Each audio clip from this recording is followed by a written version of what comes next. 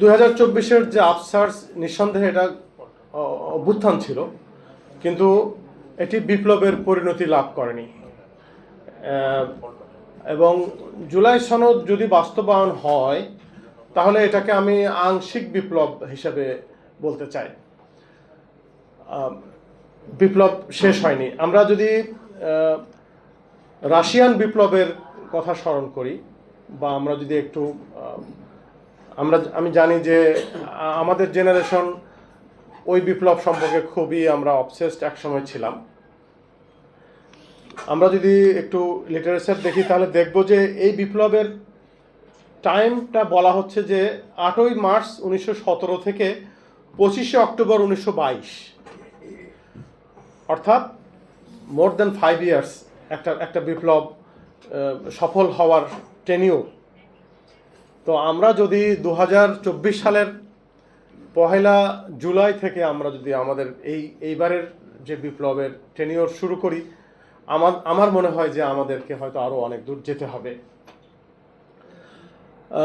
পটভূমি হিসেবে আমি যদি আলোচনা এসেছে তারপরে বলি যে 2024-এর আন্দোলন মূলত শুরু হয়েছিল বৈষম্যের বিরুদ্ধে, ছাত্রছাত্রীদের প্রতিবাদের মধ্য দিয়ে, কিন্তু ক্রমেই সেটা নাগরিক অধিকারের দাবির সাথে সংশ্লিষ্ট হয়ে যায়, যেমন গণতান্ত্রিক অধিকার, মানবাধিকার, মত প্রকাশের স্বাধীনতা সহ অন্যান্য দাবি এর সাথে যুক্ত হয়। এর কারণ ছিল যে দীর্ঘদিন যাবৎ একটি প্রজন্ম আসলে ভোটাধিকার প্রয়োগ করতে পারেনি এবং তারা জীবনের প্রতিটি পদক্ষেপে বিভিন্ন রকমের বৈষম্যের শিকার হচ্ছিল। তো আমরা এটাকে যদি দুটো টপিকে সিলেক্ট করি তাহলে একটা হলো আমাদের ডেমোক্রেসি আর একটা হলো ডিসপ্যারিটি বা বৈষম্য। আমরা যদি 1960-এর দশকের বাংলাদেশের পূর্ব পাকিস্তান ও পূর্ব বাংলার যে আন্দোলন, গণ অভ্যুত্থান এবং সবশেষে 1971 সালে যে যুদ্ধ হয়েছিল তার পটভূমির সাথে আমরা এটাকে মিলাতে পারি। একই দাবি ছিল তখনও। 1970 সালের নির্বাচনে যখন বিজয়ী দলকে ক্ষমতায় যেতে দেওয়া হয়নি, তখনই আমাদের গণতন্ত্রের প্রতি যে আমাদের কমিটমেন্ট, সেটার প্রতি আদর্শবান হয়ে আমাদের পূর্ববর্তী প্রজন্ম তারা লড়াই শুরু করেছিলেন।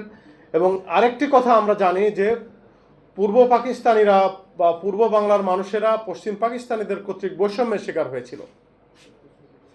এই দুটো ক্ষোভ থেকেই আসলে সেই সময়ে আমাদের যুদ্ধ হয়েছিল। কিন্তু আমরা দেখতে পেলাম যে স্বাধীনতার 54 বছর পর্যন্তও আমাদের গণতন্ত্রের উত্থান পতন হয়েছে নানানভাবে, এবং সর্বশেষ 15-16 বছর আমরা দেখেছি যে আসলে গণতন্ত্রের অনুপস্থিতি।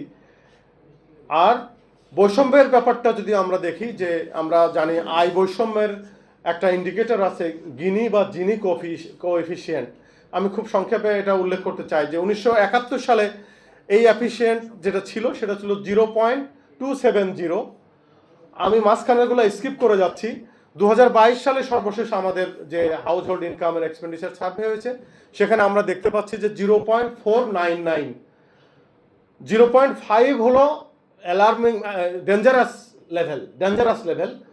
এবং আমি আশঙ্কা করি যে 22 সালের পরে আজকে 26 সাল, আমরা হয়তো বাই দিস টাইম এটা অতিক্রম করে গেছি। তাহলে আমার এই পটভূমির বলার উদ্দেশ্য হলো এই যে আমরা 54 বছরেও ওই যে জায়গাতে আমরা ছিলাম, বৈষম্য এবং গণতন্ত্রহীনতা, আমরা এই 24 সালের আগ পর্যন্ত আমরা সেখানেই ছিলাম। আমরা হয়তো আমাদের আয় বেড়েছে কিন্তু বৈষম্যও বেড়েছে, আমাদের গণতান্ত্রিক প্রক্রিয়া বিভিন্নভাবে অনুশীলন হয়েছে, কিন্তু আমরা সেটাকে বারবার কলুষিত করেছি।